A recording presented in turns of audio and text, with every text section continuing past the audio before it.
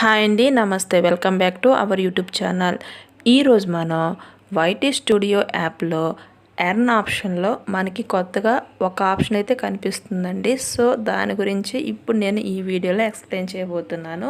ఇలా మనకి మానిటైజేషన్ అవని ఛానల్లో మాత్రమే డిస్ప్లే అవుతుంది, గమనించండి.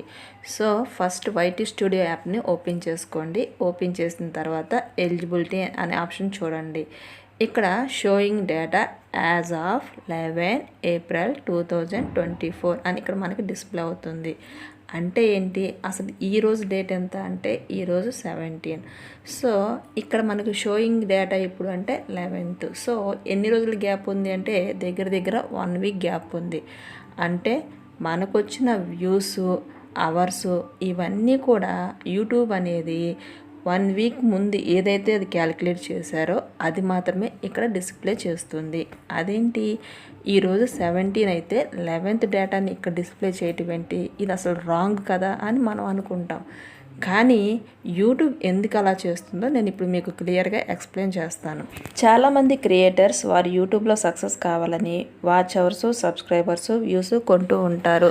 అలా కొని వచ్చిన వాచ్ అవర్స్తో మానిటైజేషన్కి అప్లై చేస్తారు. ఫర్ ఎగ్జాంపుల్, ఈరోజు నేను వాచ్ అవర్స్ కొన్నాను అనుకోండి, రేపటికి నాకు 100 వాచ్ అవర్స్తో మానిటైజేషన్ కంప్లీట్ అవుతుంది. సో ఈ 100 వాచ్ అవర్స్ని నేను కొంత అమౌంట్ పెట్టి కొనుగోలు చేశాను. సో రేపు మానిటైజేషన్కి అప్లై చేశాను, నా ఛానల్ మానిటైజేషన్ అయిపోయింది. కానీ ఈ విధంగా వాచ్ అవర్స్ని కొని మన ఛానల్ మానిటైజేషన్ చేస్తే ఎవరైతే జెన్యున్గా తయారు చేస్తారో వీడియోస్, వాళ్ళకి అన్యాయం జరుగుతుంది. ఇవన్నీ దృష్టిలో పెట్టుకొని యూట్యూబ్ ఏం చేస్తుంది అంటే, ఎవరైతే వాచ్ అవర్స్ జెన్యున్గా తెచ్చుకుంటారో వారికి మాత్రమే మానిటైజేషన్ ఛాన్స్ అయితే ఇస్తుంది.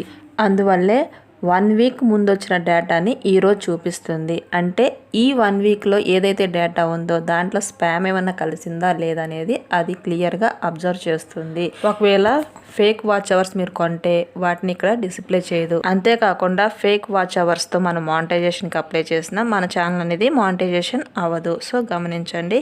కాబట్టి మీరందరూ కూడా గుర్తుంచుకోండి, fake watch hours, views, subscribers అంటే మనం ఏదైతే డబ్బులు పెట్టుకొని వీటిని తెచ్చుకుంటామో వాటితో మనం మానిటైజేషన్కి అప్లై చేస్తే మీ ఛానల్ ఖచ్చితంగా మానిటైజేషన్ అయితే అవ్వదు.